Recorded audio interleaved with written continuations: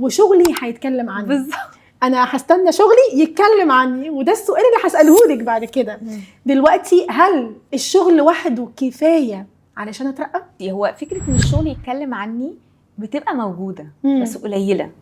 لان تخيلي انت لو في شغل وعندكم تارجت وعندكم حاجات وانت مضغوطه واللي جنبك مضغوط والتيم كله مضغوط ومديركم كمان مضغوط، كل واحد مضغوط، مين اللي هيبقى فاضي يبص يقول الله دي نسمه عملت التارجت حلوه قوي؟ صح. محدش هيكون، هو هيبقى نسمه عملت التارجت برافو يلا اللي بعده عملت ايه كده، لان كل الناس بتجري.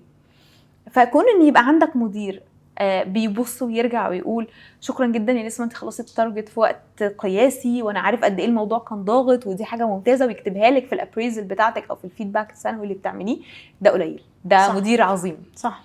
معظم الوقت هتكوني محتاجه ان انت تقولي ده، تقولي يا جماعه انا كان عندي تحديات كذا كذا كذا، ورغم ده انا خلصت التارجت قبل وقته ب10 ايام، فانا مبسوطه جدا ان انا عرفت اعمل ده وفخوره جدا بده وحابه ان انا اشاركه معاكم.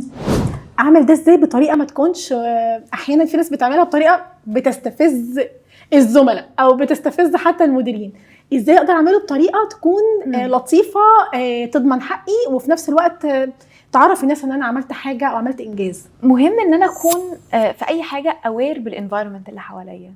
فلو انا في انفايرمنت فيها خناقات وصراعات والناس اصلا مش هتتقبل ده، انا ممكن ابعت ده في ايميل لمديري.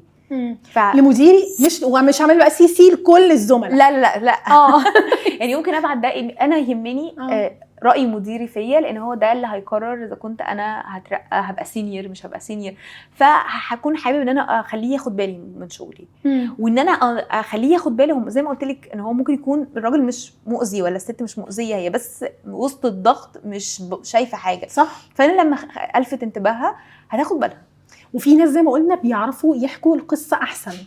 دي مهمه. هي دلوقتي احنا بقينا في عصر قصص، في ناس بتعرف تحكي احسن من ناس تانية، ده حقيقي، وبتعرف انها تثبت ده بانها تجيب شهود، انها تجيب والله تجيب شهاده مثلا من بارتنر، من كلاينت، من زملاء، ان بارتنر يبعت ايميل ويقول فيه ده شكر خاص لفلانه الفلانيه كانت بتدعمنا. بس دي حاجه كويسه، دي مش حاجه بالظبط، دي حاجه كويسه جدا، مش وحشه، ده بالعكس دي حاجه مهمه ومهاره مهمه لازم تكون عندنا. في ناس كتيره بتقعد تفحت نفسها شغل وبتبقى متوقعه ان الشغل بس هو اللي هيخليها تترقى.